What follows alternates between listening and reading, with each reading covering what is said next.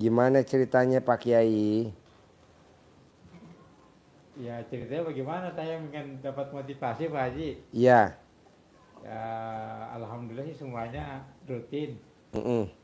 Sedekah subuh rutin, Jumat Mm-mm. berkah rutin. Mm-mm. Ya. Memang bangun jam 12 Pak Haji ini yang masih ini nih. Mm-mm. Kadang jam 12, kadang jam 1, kadang jam 2. Mm-mm. Belum istiqomah tuh. Terus? Udah gitu Pak Haji. Mm-mm. Terus apa lagi? Ya belum hasilnya belum nih. Pokoknya nomor satu kuncinya gini Pak. Yang kemarin dulu kita ngomong. Wa nasuki wa mayaya wa mamati lillahi robbil alamin. Kan tadi saya barusan ngobrol ya sama tamu saya ya. Mimpi gak handphonenya saya angkat? Nggak mimpi. Iya. Biasanya Pak Haji mah nggak pernah ngangkat, boro-boro jawab japri saya. Iya. Ini Pak Haji ngangkat, saya bilang gitu. Nah, jadi saya Pak Haji selama ini japri sama Pak Haji itu saya dibuka aja udah alhamdulillah kata dia. Padahal nggak saya jawab amin, nggak saya jawab iya. Tapi ini saya diangkat terus kita bisa ngomong. Saya bilang gitu, iya saya dari rumah baru mau berangkat, saya bilang gitu. Biasanya kan acara jam 7 sampai jam 9 tidak live. Nah jam 9 nanti saya live. Kebetulan tadi di rumah kita ngobrol. Ya udahlah karena saya sering pulang malam kita ngobrol. Baru berangkat tadi saya jam 1, setengah 1 lah. Jam 1 baru ke sini. Nah, saya tidak berharap sama Pak Haji diangkat. Dibuka aja udah alhamdulillah saya seneng banget. Nah maksud saya, bisa gak Bapak nih jalanin ini tidak boleh berharap kembali lagi kayak privat kita yang ke-6, ke-7. Iya. Sekarang yang ke-8 ya. Iya. Nah seperti yang ke-6, ke-7. Tidak boleh berharap. Jadi Pak Kiai berbuat. Istilahnya jalanin, syukurin, nikmatin. Jalanin, syukurin, nikmatin. Jalanin, syukurin, nikmatin. Nah Pak Kiai cari kesibukan lain. Apakah dengan ke bengkel, atau ke pameran-pameran mobil, atau ke pameran-pameran apa. Pak Haji, Pak Kiai bikin kesibukan. Nanti yang Pak Kiai nggak bayangin, ketemulah itu yang tadi 10 miliar yang kita dengung-dengungin selama ini. Karena kan Abdurrahman bin Auf pada saat masuk Mekah hartanya dirampas. Gimana ngembaliin hartanya? Dia enggak, dia cuma baca Quran aja tuh. Dari jam 00, 30 juz. Alhamdulillah Allah kasih jalannya. Allah kasih jalannya. Nah begitu juga kita kadang Pak. Misalkan kita karir ya. Istilahnya kepala divisi lah. Jabatan kita kepala divisi. Kalau kepala divisi itu selevel apa ya? Di bawahnya direktur kali ya? Atau ya kepala divisi. Harusnya kan kita kalau dari kepala divisi. Kalau ibarat di BRI itu grade 17. Di grade 17 kepala divisi. Harusnya gue jadi direktur dong. Ini malah dipensiunin jadi mending anak perusahaan, cucu perusahaan. Ada? Ada. Kok Pak Haji tahu? Lah, kita kan banyak pemimpin negeri sini. Bayangin Pak. Kita harusnya grade 17 dapat fasilitas dari BRI luar biasa dong. Mobil apalah bla bla bla. Sekarang kita dipindah jadi anak perusahaan. Mending cucu. Cucu perusahaan. Ada gak? Ada. Nah maksud saya, coba dulu kita presentasi. Coba bayangin Pak. Kita nih yang namanya di BUMN, kalau di BRI, itu pensiun usianya berapa Pak? Misalkan 58 atau 60 ya. 60. Ada Pak dengan pemimpin negeri kita sekarang ini usia 60 masuk Pak, harusnya usia pensiun. Kok bisa? Karena kedekatannya. Kok Pak Haji tahu? Lah itu kan pasien kita udah tahu. Udah jelas. Nah Bapak juga begitu. Berarti saya layak dong seusia saya dapat 10 miliar. Pasti. Bahkan lebih dari itu. Tanpa kerja, duduk manis, besok dapat lagi 10 miliar yang kedua. Duduk manis, dapat 10 miliar yang ketiga. Duduk manis, dapat 10 miliar yang keempat. Begitu. Jadi saya gimana dong Pak Haji? Tugas Bapak hanya satu sekarang. Lupakan keinginan, cita-cita, impian yang Bapak pengenin. Lupakan. Tapi dengan Bapak melupakan nanti Allah kabulin. Tapi kalau Bapak ingat-ingat, kapan 10 miliar nih? Bisa gak ya bulan depan ya 10 miliar? Karena kan Pak Kiai udah masuk semua tuh. Baca Quran masuk, sholat tobat masuk, keyakinan masuk. Pak Kiai itu udah semuanya, tinggal terkabul aja. Udah tinggal terkabul. Kok gitu Pak Haji? Lah emang iya. Segampang itu, semudah itu. Semudah itu. Jadi lupain aja Pak Haji ya. Iya, Pak Kiai inget-inget sih. Janganlah bos. Lupain bos. Lupain. Bos lihat gak? Bosnya dia. Dari pucuk paling atas. Semuanya geser. Direktur HC geser. Dirutnya geser. Kok Pak Haji tahu? Ya kan kemari bos. Kepala divisi geser. Pindahin ke cucu perusahaan. Bukan ke anak perusahaan, ke cucu. Iya. Di Gedung Mulia. Jadi maunya saya, Bapak lupakan dulu. Lupakan boleh ya Pak Haji. Betul.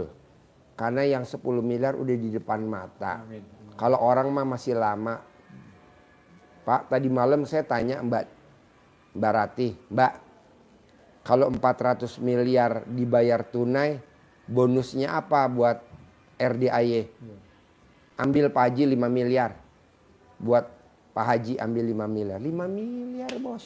Saudara bukan, teman bukan, tetangga bukan. Lah ini gimana nih tim saya? Ini mah penggembira aja, cepet aja. Coba bayangin bos. Kok bisa Pak Haji? Karena kita yakinin terus. Pasti mbak. Begitu. Karena udah tinggal Malang bos, 50 miliar. Kan dia mintanya 400. Si pembeli maunya dari 250 naik jadi 300, naik 2. Jadi 3,5. Sebenarnya jangan. Gocap lumayan 50 miliar. Udah tahan nanti juga dibayar. Apalagi kan ini yang mau beli bank. Kalau kepala kantor cabang, kepala kantor wilayah udah oke, pasti direktur sudah oke. Kok Pak Haji tahu? Alah udah tadi. Tapi anak yatim besok bikin kita senang-senang. Iya. Buat Pak Haji dapat berapa? 5M. Ini tim penggembira 100. Buat syarat supaya nggak ada tumbal. Terus apa lagi bos? Bos harus seneng bos. Ini kan dirutnya geser, direktur HC-nya geser. Tuh. Kok Pak Haji tahu? Tahu lah, masa nggak tahu?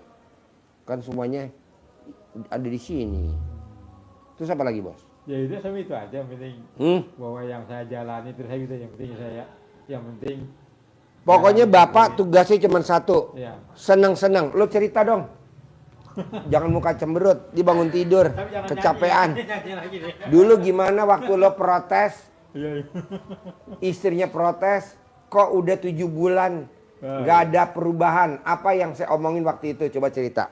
Iya, waktu itu istri saya ngomong, Papa tanya ke Pak Haji dong, ini kan udah hampir sebentar lagi juga beberapa hari lagi juga 7 bulan. Kata Pak Haji kan ya, suruh tahajud dan ibadahnya 7 bulan. Terus saya bilang, Mama dari mana? Ini lihat nih di kalender ditulis, Papa mulai tahajud tanggal 1 Januari. Berarti berakhir tanggal bulan Juli lah. Habis itu Mama kata Pak Haji kan nggak boleh ini nggak boleh perhitungan, nggak bisa mama. Sebetulnya itu yang kecil-kecil udah pada mulai pada kobul, tapi hari itu istri saya udah ngomong aja. Akhirnya saya datang pagi-pagi jam 10-an ke sini ke Pak Haji. Pak Haji bilang, kenapa Haji Marco mukanya kayak muka berak aja gitu.